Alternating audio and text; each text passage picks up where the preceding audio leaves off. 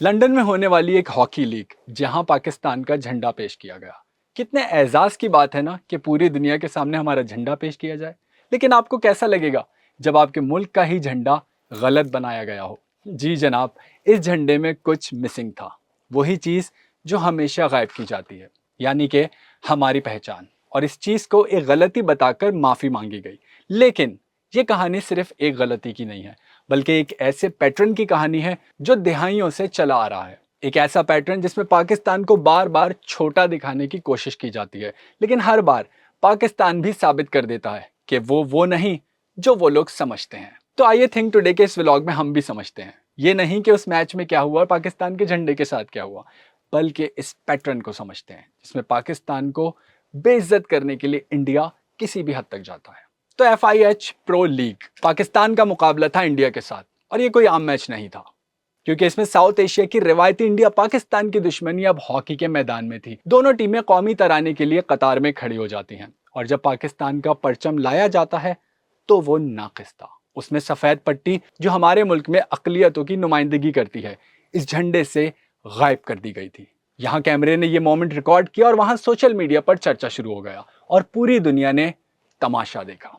इस मैच के खत्म होने के फौरन बाद FIH प्रो लीग की डायरेक्टर यानी कि हिलरी एटकिंसन पाकिस्तान की हॉकी फेडरेशन के सदर मोयुद्दीन अहमद वानी को खत लिखती हैं, और इस खत में कहती हैं कि हम पूरी जिम्मेदारी कबूल करते हैं, ये हमारी ही गलती थी और हम इसके लिए माजरत खा हैं। तो आप क्या समझते हैं मेरे दोस्त, ऐसे में हमारे खिलाड़ियों की मोटिवेशन का क्या आलम होगा? क्या वो बहुत मोटिवेट होंगे? क्या वो जी जान से खेलेंगे?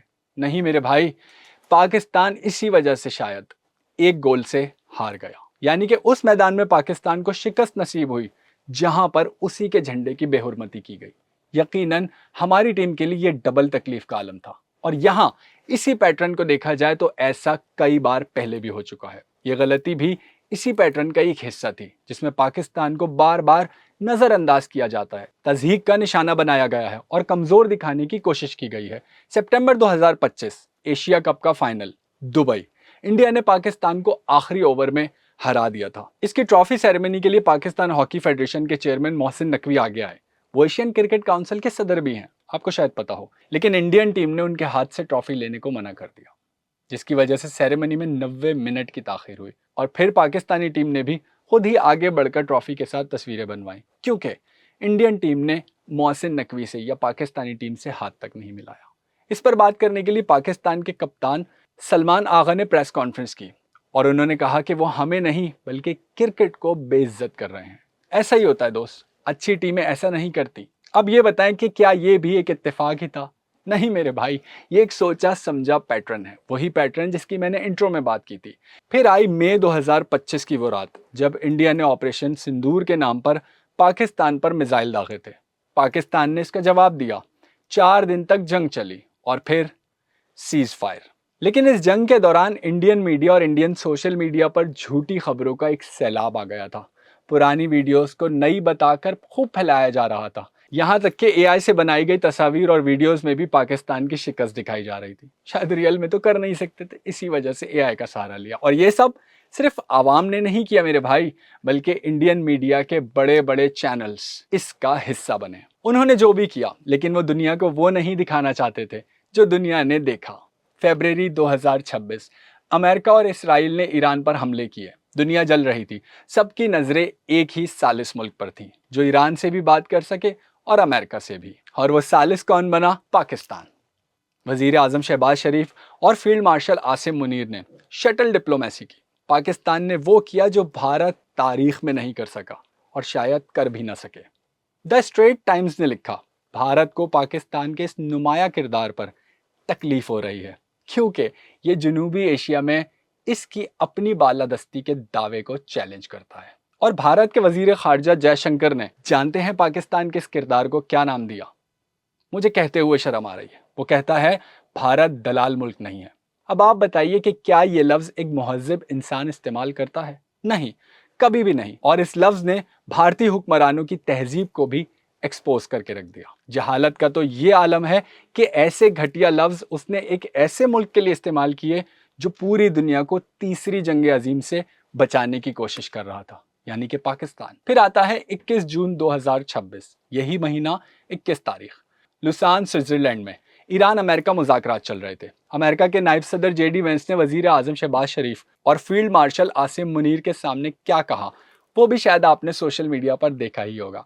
अगर नहीं देखा तो ये देखिए। I have joked that I have two very, very important people in my life, an Indian and a Pakistani. The Indian is my wife, and the Pakistani is Phil Barsham Munir. I've probably talked to Phil Barsham Munir more than I've talked to anybody else over the last 3 months. We would not be here without his statesmanship. He's, of course, a great military leader, but I think he's shown himself to be a great diplomat. And, of course, to Sheikh Mohammed, who's an amazing friend. मेरे दोस्त JD Vance कहते हैं कि मेरी ज़िंदगी में दो बहुत अहम लोग हैं, एक मेरी इंडियन वाइफ और एक पाकिस्तानी बंदा। कौन पाकिस्तानी बंदा? वो कहते हैं इंडियन तो मेरी वाइफ है, लेकिन पाकिस्तानी फील्ड मार्शल आसिम मुनीर वो शख्स हैं। मैंने पिछले 3 महीनों में आसिम मुनीर से ज़्यादा किसी से बात नहीं की। मेरे भाई, दुनिया के सबसे ताकतवर मुल्क के नायब सदर ने पाकिस्तान के आर्मी चीफ को अपनी बीवी के बराबर इज्जत दी है। अब यहाँ रुकें ज़रा 1 मिनट। अब मुझे वो याद आया जो आप में से शायद बहुत से लोग नहीं जानते। अगर जानते भी हैं तो मेरे ख्याल में आंखें बंद कर लेते होंगे। ये पैटर्न मेरे भाई सिर्फ पाकिस्तान के लिए नहीं है। इंडिया का ये पैटर्न मुसलमानों के लिए, मुसलमानों पर अप्लाई होता है। सिर्फ 2024 में वहाँ 59 फिरका वाराना फसादात हुए हैं, जिसमें 13 अदद मॉब लिंचिंग के वाक़यात हैं, और इन वाक़यात में 9 मुसलमानों को बेदर्दी से कत्ल कर दिया गया। मेरे भाई, ये मुसलमानों के खिलाफ भारतीय जारियत है जो बढ़ती ही जा रही है।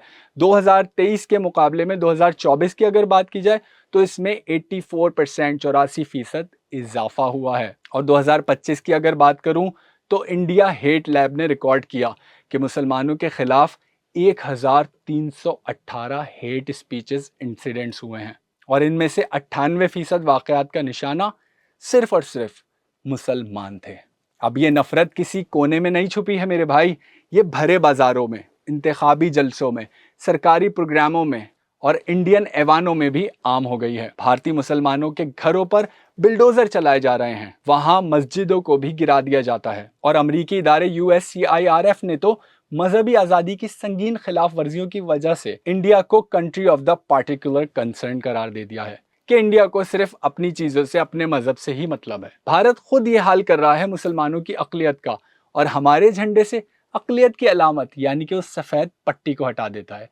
शर्म आनी चाहिए भारतीय हुक्मरान, मीडिया और शिद्दत पसंद हिंदुओं को, क्योंकि इस सब के बावजूद पाकिस्तान वही मुल्क है जो दुनिया को अमन देने की कोशिश कर रहा है, जो ईरान और अमेरिका के दरमियान खड़ा होकर एक सालिस का किरदार अदा कर रहा है, जिसके आर्मी चीफ को दुनिया के सबसे ताकतवर मुल्क के नायब सदर ने अपना करीबी तरीन दोस्त भी कह दिया है, जो तमाम तर मसाइल के बावजूद भी दुनिया के नक्शे पर अपनी एक वाज़ेह जगह बनाए हुआ है। मेरे भाई, कायदे आज़म ने जब पाकिस्तान बनाया था तो लोगों ने कहा था ये नहीं चलेगा, ये मुल्क नहीं बन सकेगा, ये मुल्क बन गया तो स्टेबल नहीं होगा। लेकिन हम आज भी आपके सामने हैं, और आज जब कोई हमारे झंडे की सफ़ेद पट्टी हटाता है तो वह हमें याद दिलाना चाहता है कि ये मुल्क इसलिए बना था क्योंकि भारत में उस वक्त यही सब चल रहा था जो आज भी चल रहा है।